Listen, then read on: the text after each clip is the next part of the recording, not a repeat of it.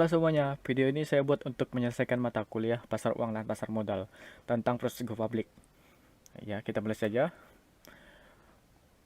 Proses go public. Menurut J.R. Writer dalam tulisannya Initial Public Offering tahun 1998, dinyatakan bahwa an initial public offering or IPO occurs when a security is sold to the general public for the first time, with the expectation that a liquid market will develop. Although an IPO can be any debt or equity security. Atau menurut Robert Eng tahun 1997, penawaran umum perdana atau disebut juga sebagai go public merupakan kegiatan untuk pertama kalinya suatu surat berharga berupa saham atau obligasi yang ditawarkan kepada publik. Pada prinsipnya, go public atau IPO merupakan tindakan perusahaan untuk pertama kalinya menjual sekuritas, baik sekuritas utang maupun sekuritas ekuitas, kepada publik dengan proporsi tertentu. Contohnya seperti milik perusahaan 70% dan publik 30%. Dengan IPO, maka perusahaan tersebut menjadi perusahaan publik yang sahamnya, kepemilikannya menjadi terdiversifikasi. Dengan go public memiliki manfaat bagi perusahaan, yaitu memperoleh dana melalui hasil penjualan saham kepada publik, memperoleh akses kepada perbankan, mempermudah akses perusahaan untuk masuk ke pasar keuangan melalui penerbitan surat hutang, baik jangka pendek maupun jangka panjang. Manfaat go public juga memberikan competitive advantage untuk pengembangan usaha. Melalui penjualan saham kepada publik, perusahaan berkesempatan untuk mengajak partner kerjanya. Dengan menjadi perusahaan publik, perusahaan dituntut oleh banyak pihak dapat selalu meningkatkan kualitas kinerja operasional.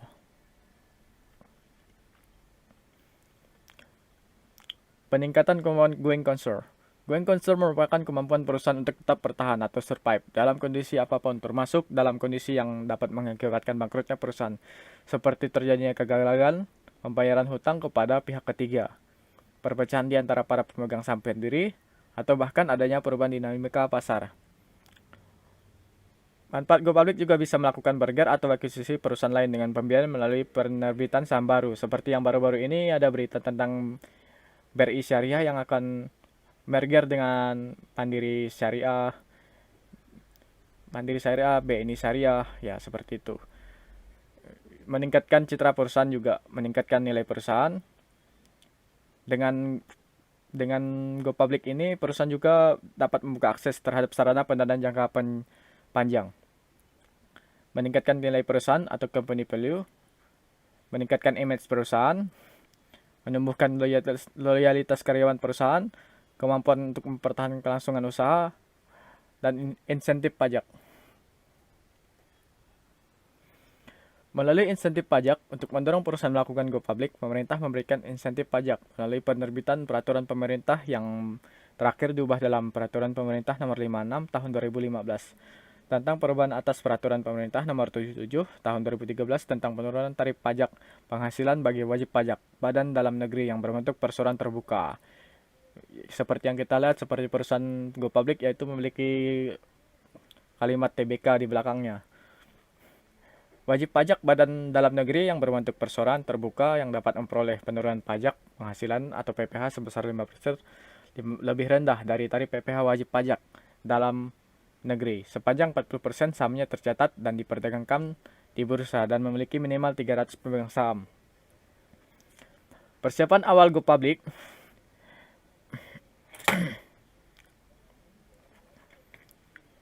Yang pertama yaitu pembentukan tim IPO internal. Yang kedua, pertimbangan awal. Yang ketiga, penunjukan profesional eksternal.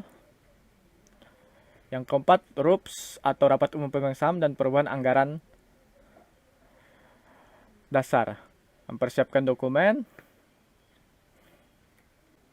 Baik, kita lanjut tentang penunjukan profesional eksternal. Yang pertama yaitu penjamin emisi efek atau underwriter, yang akan membantu menawarkan saham perusahaan kepada investor. Yang kedua angkutan publik yang akan melakukan audit atas laporan keuangan ke perusahaan. Yang ketiga konsultan hukum yang akan melakukan pemeriksaan dari segi hukum dan memberikan pendapat hukum. Yang keempat notaris yang akan membantu dalam melakukan perubahan anggaran dasar, membuat akte-akte dan perjanjian. Yang kelima penilai, apabila perusahaan memiliki aset tetap berupa tanah atau bangunan yang perlu dinilai oleh penilai independen. Yang keenam Biro Administrasi Efek, yang akan membantu melakukan administrasi kepemilikan saham perusahaan. Untuk go public dan mencatatkan sahamnya di Bursa Efek Indonesia, perusahaan terlebih dahulu menyampaikan pernyataan pendaftaran kepada OJK dan permohonan pencatatan saham kepada Bursa Efek Indonesia dengan mempersiapkan antara lain beberapa dokumen berikut.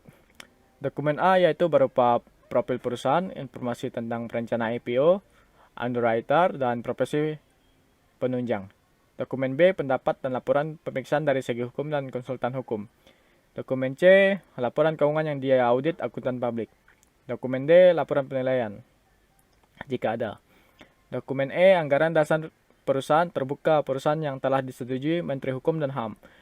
Dokumen F, prospektus yang berisikan antara lain informasi yang terdapat pada dokumen A sampai dengan E. Yang G, proyeksi keuangan. Apakah perusahaan mereka memiliki laporan keuangan yang baik atau tidak?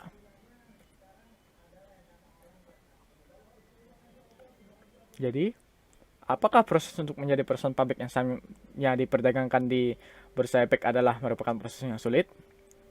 Ya, itu tergantung dari bagaimana kondisi perusahaan tersebut. Asal memenuhi syarat-syarat yang telah mereka diberikan oleh BI. Yaitu misalnya proses pertama yaitu penunjukan underwriter dan persiapan dokumen. Yang kedua, penyampaian permohonan pencatatan saham ke Bursa Efek Indonesia. Yang ketiga, penyampaian penyertaan pendaftaran ke OJK. Yang keempat, penawaran umum saham kepada publik. Yang kelima, pencatatan dan perdagangan saham perusahaan di Bursa Efek Indonesia. Proses penawaran umum saham kepada publik dan pencatatan saham di Bursa Efek Indonesia, yaitu pertama seperti yang saya bilang tadi, penunjukan underwriter dan persiapan dokumen. Yang kedua, penyampaian permohonan pencatatan saham ke BI. Terus menunggu mungkin kurang lebih 1-4 minggu. Ke langkah ketiga, penyampaian pernyataan pendaftaran ke OJK. Menunggu lagi kurang lebih 6-9 minggu. Terus masuk ke tahap keempat, penawaran umum saham kepada publik. Menunggu kurang lebih 1-2 minggu baru ke tahap terakhir, pencatatan dan perdagangan saham perusahaan di BI. Dengan go public juga perusahaan memiliki konsekuensi. Yang pertama yaitu berbagi kepemilikan. Kepemilikan ini bisa berpindah tangan jika mayoritas publik yang memiliki saham perusahaan tersebut. Yang kedua, mematuhi peraturan pasar modal yang berlaku. Yang ketiga, biaya laporan yang meningkat. Yang keempat, ketakutan untuk diambil alih. Seperti yang saya sudah bilang di poin pertama tadi, dengannya kita go public, ada kemungkinan besar orang yang memiliki modal besar bisa membeli seluruh saham yang kita miliki. Atau mayoritas lah, misalnya 55% atau 50%. Yang kelima, proses go public mengorbankan tenaga dan waktu. Baik, hanya ini yang dapat saya sampaikan. Jika ada kata-kata yang salah atau yang kurang jelas, mohon dimaafkan. Terima kasih atas perhatiannya. Saya ucapkan terima kasih.